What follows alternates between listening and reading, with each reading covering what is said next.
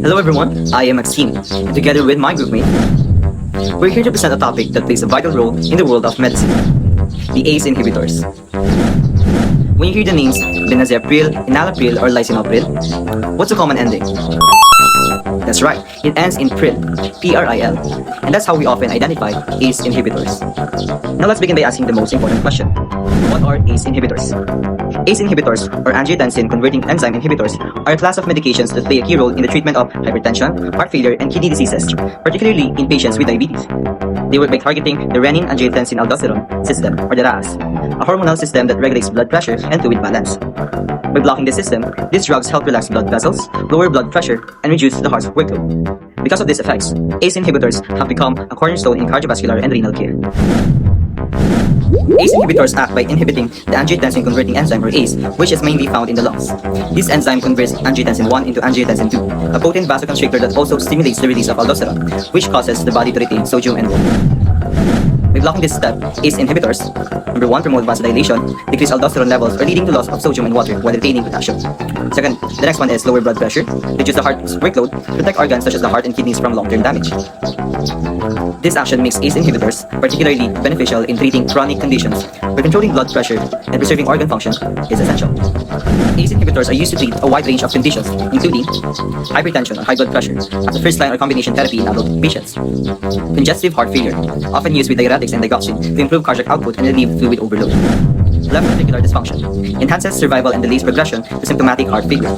Diabetic nephropathy protects the kidneys by lowering pressure within the glomeruli and reducing proteinuria. Post-myocardial infarction, or the heart attack, prevents harmful remodeling of the heart muscle and improves long-term cardiac function. Their cardiorenal protective effects make ACE inhibitors a preferred choice for patients who have both heart and kidney concerns, especially in the presence of diabetes or a history of cardiovascular events. ACE inhibitors are generally well absorbed when taken orally, although their bioavailability varies depending on the specific drug. Some, such as enalapril and ramipril, are prodrugs that require conversion in the liver to become active, while others like lisinopril and captopril are active in their original form. After absorption, these medications are moderately bound to plasma proteins and distribute widely throughout the body. They are primarily eliminated through the kidneys, mostly in their unchanged form, which means dosage adjustments may be necessary in patients with impaired renal function. The duration of action differs among drugs in this class, with some having shorter effects and others lasting longer, allowing for either once or twice daily dosing depending on the agent. We have the contraindications, wherein ACE inhibitors are widely used for conditions like hypertension, heart failure, and post-myocardial infarctions, but they are not for everyone, like having hypersensitivity reactions, wherein ACE inhibitors are contraindicated in a patient with a history of hypersensitivity to any ACE inhibitor or components of the formulation. Next is the pregnant woman or pregnancy. It is the use of drugs that inhibit the renin-angiotensin system correlates with teratogenic effects such as oligohydramnios, decreased fetal renal function, anuria, renal failure, skull hypoplasia, and death. So the proposed mechanism behind oligohydramnios is evident at the level of the fetal kidney. So the low pressure of hemodynamics of the fetus becomes easily disrupted with the decreased amount of angiotensin. Next is the patients with abnormal renal functions, wherein ACE inhibitors can cause elevation of potassium and worsen renal function in patients who are already in ACE inhibitors.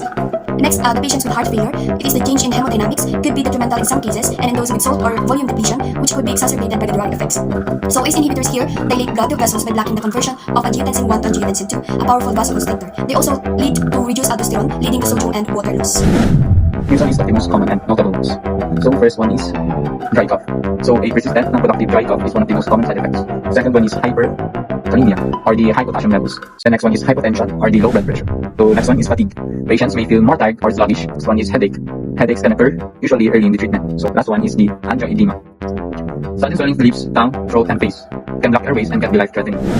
Drug-to-drug interactions of ACE inhibitors. So first, increased risk of hypersensitivity reactions with allopurinol. The risk of hypersensitivity reactions increases if these drugs are taken with allopurinol. There is a risk of decreased antihypertensive effects if taken with non-steroidal anti-inflammatory drugs, and patients should be monitored. So taking ACE inhibitors along with allopurinol can raise the chance of allergic reactions. This may include serious skin rashes or body-wide allergic problems. So the risk is higher in people with weak immune systems or people who have kidney problems. And it is important to watch for any signs of allergy and stop the medication if symptoms occur. Next, reduced antihypertensive effect with NSAIDs. So the effectiveness of antihypertensive medications may be diminished when used alongside non-steroidal anti-inflammatory drugs or NSAIDs such as ibuprofen or naproxen.